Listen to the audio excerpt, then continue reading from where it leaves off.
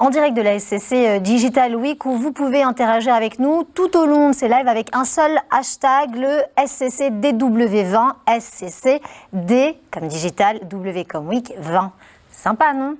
Je suis ravie, messieurs, de vous avoir à mes côtés. Avec vous, on va parler de comment lutter contre les ransomwares. Alors là, on peut dire qu'on est vraiment en plein dans l'actualité. Je vais d'abord vous présenter François Marty, bonjour et bienvenue. Bonjour. Sales Engineer chez Rubrik. Tout à fait. Depuis combien de temps ? Depuis 2 ans. Depuis 2 ans. Et avant, Sales Engineer, dans votre carrière ? J'étais architecte Cloud Builder. Pascal Sebas, bonjour et bienvenue. Bonjour. Business Unit Manager Data Protection chez SCC.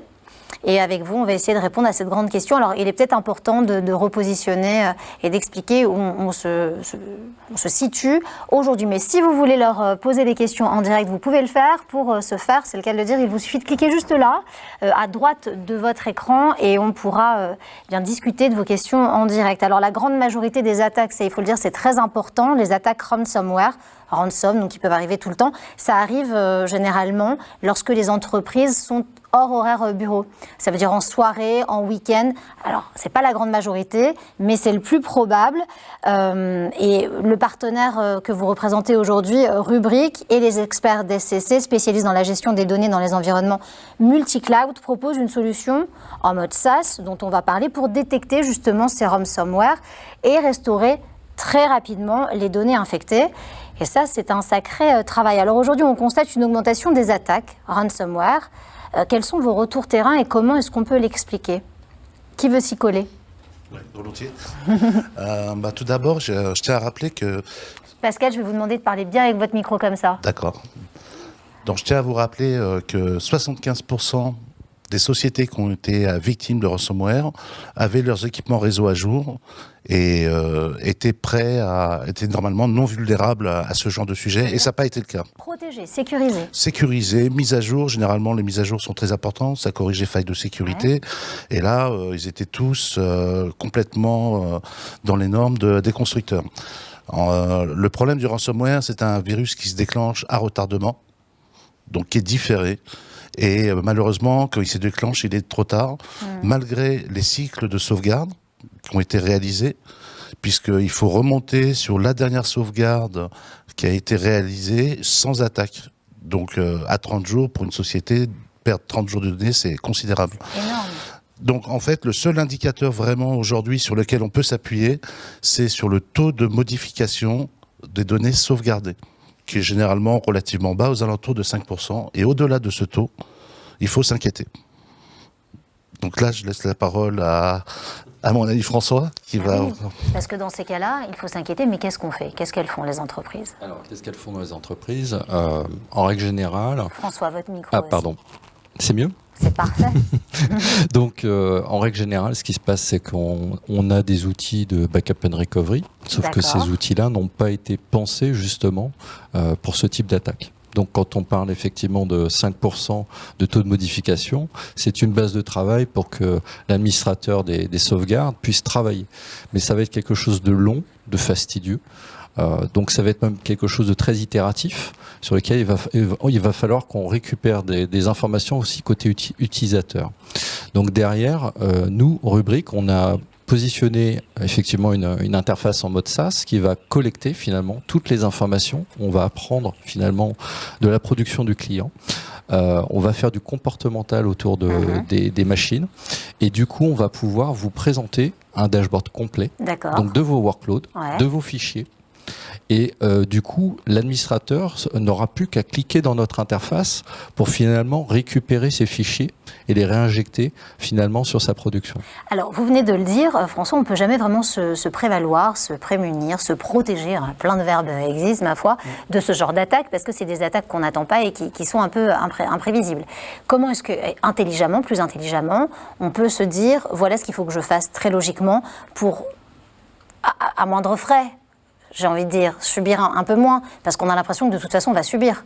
On est d'accord, on peut pas... C'est inévitable. C'est inévitable, non ? Mais on ne sait pas quand. En fait, aujourd'hui... C'est la seule question. Bah oui. On sait qu'on va se faire attaquer, mais on ne sait pas quand. Alors comment on fait plus intelligemment ? Comment on se protège ? Comment on peut se protéger plus intelligemment ? ce que nous on propose, c'est de fournir en fait une solution tout en un, c'est-à-dire avoir à la fois cet aspect interfaçage pour l'administrateur, mais c'est aussi de sécuriser notre stockage interne au sein de nos appliances. Donc J'aime bien quand vous parlez comme ça parce que ça nous rassure un peu. Bah oui. Bah oui, sur la gravité du truc, parce qu'on se dit de toute façon c'est inévitable, on va se le prendre, mais comment on fait? Alors, aujourd'hui, les assaillants attaquent à la fois la production et le backup. Ouais. C'est ça qui est novateur en ce moment. Et c'est ce qu'on constate depuis quelques semaines. C'est que voilà. De plus en plus. De plus en plus, Ouais. de plus en plus. Et l'idée, c'est de bien fortifier finalement la solution en local, donc d'avoir un file system immuable, non attaquable, et du coup positionner une interface dédiée à ça qui va vous permettre finalement de savoir que vous avez attaqué, mais en plus de pouvoir restaurer en vous basant sur les mécanismes de redémarrage rapide. Pascal, qu'est-ce qu'il en est des retours clients justement? Ce qu'on constate, la question est très vaste, mais ce que l'on constate aujourd'hui sur la gestion des sauvegardes, ça reste un mécanisme très lourd. Donc le contrôle justement par rapport à ce qu'on vient de dire, c'est que là l'utilisateur, enfin l'administrateur des sauvegardes doit aller chercher l'information pour évaluer le taux, ce fameux taux de modification, et s'il est anormalement haut, il doit prendre ses dispositions. Donc restaurer, tout couper, analyser et restaurer les données de la dernière version. Parce que ça, on l'aura compris, c'est ce qui va les sauver. Hein. C'est important. S'il y a un message à passer aujourd'hui, c'est quand même celui-là. Hein. Alors, les conséquences, parce qu'on n'a pas parlé des conséquences des ransomware, c'est quand même la paralysie de l'entreprise, la mauvaise image qu'elle véhicule, la RGPD, puisqu'elle doit déclarer ce type d'accident même à la RGPD. Et les enjeux à ce moment-là, c'est redémarrer au plus tôt. Bien sûr. Par ailleurs, si vous aussi, vous vous êtes fait pirater, si vous voulez témoigner, si vous voulez poser des questions, c'est là que ça se passe aussi. Hein. Cliquez en haut à droite de votre écran, on pourra répondre à toutes vos questions, parce que ça arrive fréquemment. Il y a des grandes, mais aussi il y a des petites entreprises. Les petites entreprises qui n'ont pas forcément les moyens de se sécuriser comme il faut aussi. Et ça, c'est un problème quand on est une jeune entreprise aujourd'hui, de pouvoir partir sur un bon pied. Si on se fait tout de suite pirater, c'est pas évident, quoi. On ne parle pas souvent des entreprises qui ont fermé, petites, moyennes, qui ont fermé à cause de perte de la donnée d'une façon globale. Hein. Ouais, bien sûr. Ça, ransomware, parce que là on parle ransomware, mais il y a des accidents, des incendies, des dégâts des eaux qui font que le seul remède, c'est de repartir, repartir des sauvegardes. Et s'ils n'en ont pas, il y a tout le patrimoine de l'entreprise qui part, quoi. Oui, effectivement. J'aimerais qu'on se parle ensemble d'agilité, d'automatisation, etc. C'est ce dont il est question aussi, de réduction de temps. J'aimerais que vous nous en disiez un petit peu plus. Qui veut s'y coller cette fois? Je commence. Allez-y. Là, je reviens à la question précédente, retour client. Aujourd'hui, dans l'infrastructure de nos clients, le nombre d'objets, de serveurs augmente considérablement. D'accord. Et lorsqu'on doit provisionner des machines, il y a un certain nombre d'outillages qu'on doit embarquer, comme la sauvegarde. Et l'idée, c'est effectivement, lorsqu'on provisionne une machine virtuelle, par exemple, qu'on embarque tous les outils, et ça de façon automatique. Et justement, plus la solution est agile, ouverte aux API, donc capable d'être programmée et pilotée, là, il y a un vrai gain, il y a un vrai intérêt pour nos clients.